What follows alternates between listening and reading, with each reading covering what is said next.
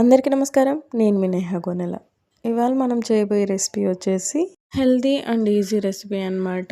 Back pain ఉండేవాళ్ళు కానీ, చిన్నపిల్లలు కానీ ఇవి తింటే చాలా బాగుంటుందండి.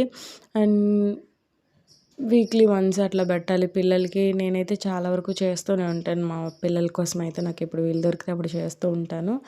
అండ్ ఇదేనే కాదండి, వేరే వేరే ఇలాంటి హెల్తీ రెసిపీస్ అయితే ట్రై చేస్తూ ఉంటాను మా పిల్లల కోసం అయితే. అండ్ నేను దానికోసం అయితే ఫస్ట్ నువ్వులు ఫ్రై చేసుకున్నాను, ఆ తర్వాత పల్లీలు ఫ్రై చేసుకున్నాను. అవి రెండు అయితే ఫస్ట్ మిక్సీ అయితే పట్టేసుకుంటున్నాను. ఇవి మిక్సీ అయిన తర్వాత మనం ఆల్రెడీ కొబ్బరి వాష్ చేసుకున్నాను కదా, కొంచెం డ్రై రోస్ట్ అయితే చేసుకున్నాను వాటర్ లేకుండా.